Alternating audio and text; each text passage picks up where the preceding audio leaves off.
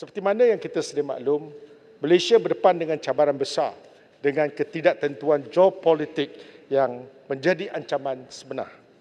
Perang dagang Amerika Syarikat dan China yang tidak nampak penghujungnya, yang turut memberi kesan kepada Malaysia, di mana kita masih dan perlu menjalin hubungan diplomatik yang baik, melibatkan kedua-dua negara kuasa besar ekonomi dunia tersebut. Dengan Amerika, kita perlu menjalin hubungan, begitu juga dengan China. Apabila kedua-duanya saling bersaing, maka sudah tentunya menyebabkan kita tersepit di tengah-tengah. Justru itu, kita perlu mencari peluang terbaik demi kelangsungan atau survival negara di masa depan. Datuk Yang Dipertua, untuk itu, saya ingin bertanya kepada kerajaan, apakah hala tuju kita? Apakah inisiatif Kementerian Kewangan, Kementerian Luar Negeri dan juga Kementerian Perdagangan Antarabangsa dan Industri? Adakah saya nak tegaskan bahawa Malaysia memerlukan anjakan paradigma untuk mengharungi ketidaktentuan ini, lebih-lebih lagi di saat dunia menjangkakan kemelestarian yang mencabar pada tahun 2023. Benar ada baik dan buruknya perang dagang US dengan China kepada kita. Antara kesannya, minyak sawit, permintaan akan meningkat. Bahan kimia, Malaysia dilihat sebagai alternatif berdaya saing kepada China apabila kita membekalkan dan mengeksport bahan ini ke Amerika Syarikat.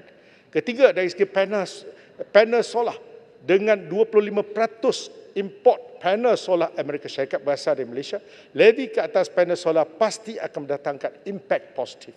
Dan produk elektronik ialah ekspor teratas untuk Malaysia dan China merupakan rakan perdagangan terkemuka. Jadi perang perdagangan dan juga isu geopolitik antara Amerika Syarikat dan China menjadikan Malaysia berada di kedudukan menarik untuk manfaat industri semiconductor.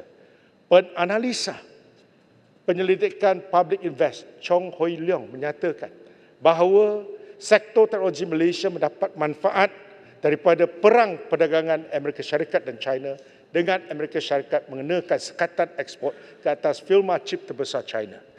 Begitu juga dengan dapatan pakar ekonomi Universiti Sunway, Dr. Ya Kim Leng yang telah dilantik sebagai ahli Majlis Penasihat Kementerian Kewangan yang berpandangan bahawa akan terdapat lencongan perdagangan dan pelaburan yang positif di negara-negara Asia, termasuklah Malaysia. Selain industri semiconductor, telekomunikasi dan teknologi juga akan menjadi lencongan pelaburan susulan perang dagang Amerika Syarikat dan China ini. Namun yang demikian, Malaysia perlu lebih bergantung kepada permintaan dalam negeri dan bersedia untuk jangkaan kelembapan ekonomi di China yang akan memberi kesan kepada pertumbuhan KDNK Malaysia. Banyak perdagangan elektronik Malaysia-China dilakukan melalui syarikat multinasional. Kebanyakannya adalah firma Amerika Syarikat. Jika firma Amerika Syarikat dan produk elektronik tertentu dikenakan sekatan, maka perdagangan Malaysia-China akan terjejas walaupun angka perdagangan keseluruhannya pada masa ini berada pada paras yang tinggi. Oleh yang demikian, saya menyarankan kepada Kementerian Kewangan agar bajet 2023 yang akan datang adalah penting untuk melaksanakan langkah jangka pendek untuk memperkukuhkan pelaburan, termasuklah membabitkan syarikat swasta dan menyokong sektor pembuatan, perkhidmatan dan pembinaan. IMF melihat pertumbuhan ekonomi dunia bergerak perlahan daripada 3.2% pada tahun 2022 kepada 2.7% untuk tahun 2023. Manakala Bank Dunia juga meramalkan pertumbuhan keluaran atau KDNK Malaysia menguncup pada 4% tahun 2023. Sama seperti tahun 2019 dengan kadar pertumbuhan 4 hingga 5%. Walaupun beberapa penganalisa meletakkan jumlah itu pada tahap yang lebih rendah.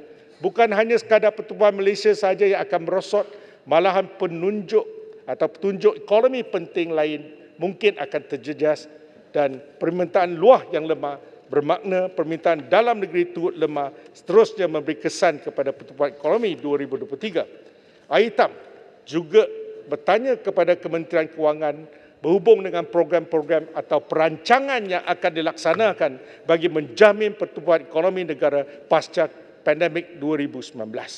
Saya ingin bertanya satu soalan, iaitu apa yang boleh diperincikan ataupun garis panduan yang terbaik untuk kita membuat perencanaan garis masa pendek, sederhana dan panjang selain khususnya kepada bidang perindustrian mikro dan juga kecil dan sederhana PMKS yang menyumbang kepada pertumbuhan ekonomi negara. Apakah program dan insentif untuk mereka? Yang paling penting, pemudahkan segala permohonan dan kurangkan karena birokrasi yang merumitkan mereka selagi mana permohonan dibuat mengikut syarat-syarat yang ditetapkan. Jadi, selain daripada ekonomi domestik, kita juga perlu memikirkan kaedah berkesan bagi merancangkan pertumbuhan negara melalui hubungan diplomatik dengan negara-negara luar. Bagi mendepani tahun 2023 yang penuh mencabar ini, apakah plan atau hala tuju MITI?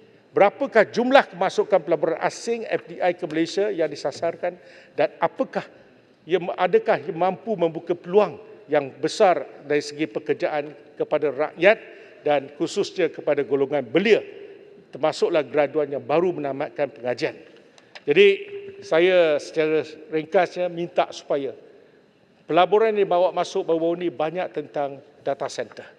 Adakah kita sudah bersedia dengan pakar-pakar ataupun mereka yang mempunyai pengetahuan tentang apa yang perlu kita bangunkan?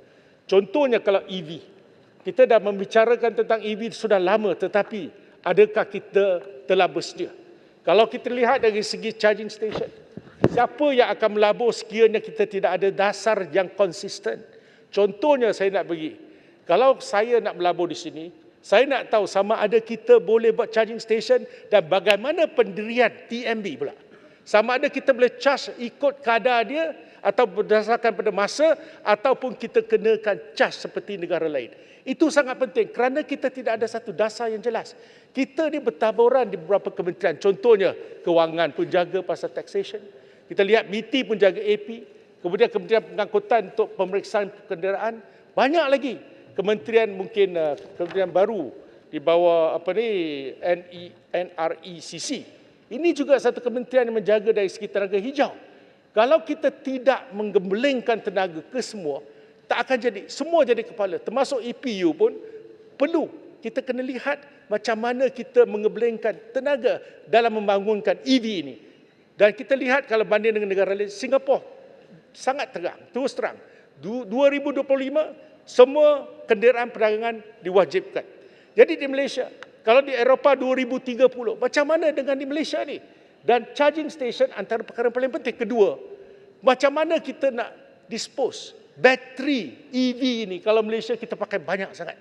Jadi kita kena lihat teknologi bateri itu secara keseluruhan. Jadi inilah pandangan saya supaya MITI dan semua kementerian berkenaan kena melihat sebagai satu kerajaan kolektif dan membuat satu dasar yang penting untuk kita mengepalai hala tuju tentang pembangunan EV di Malaysia.